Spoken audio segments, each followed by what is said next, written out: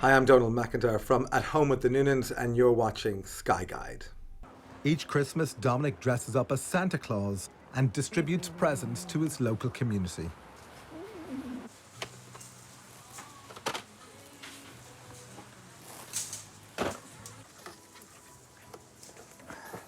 Policeman helmets, guns, and handcuffs are top of Santa's list.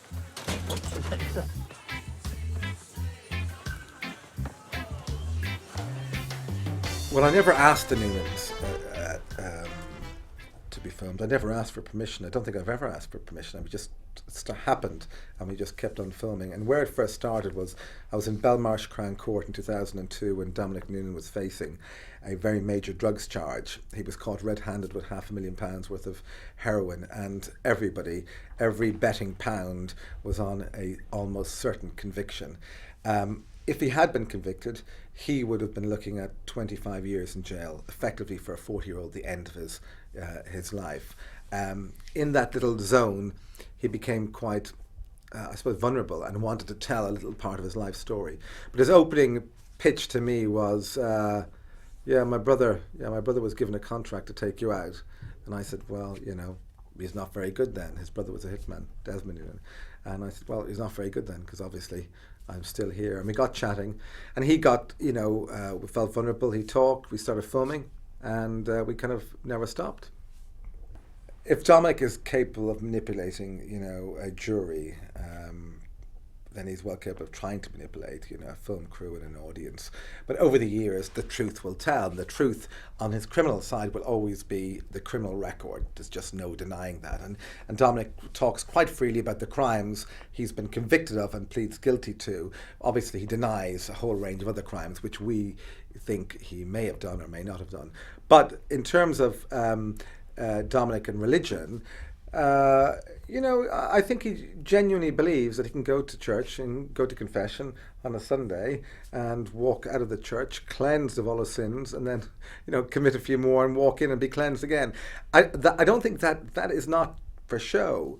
He always went to church in prison for a number of reasons. One, it was a bit of solitude. Two, he genuinely is a bit religious.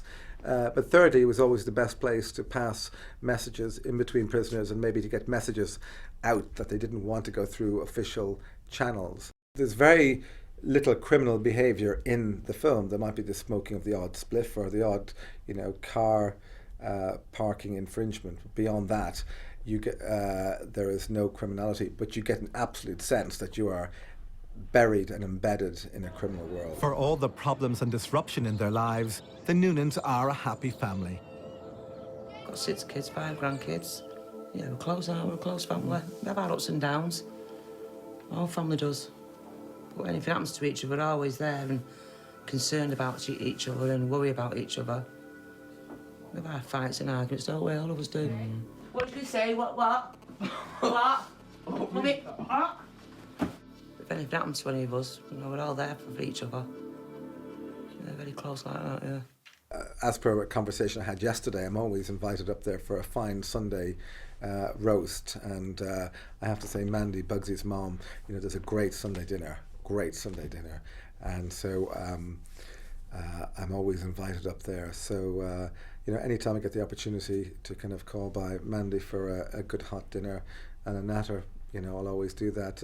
Whether or not there'll be a second series to At Home with the Noonans, that'll be entirely up to, I suppose, the Noonans and the great British public.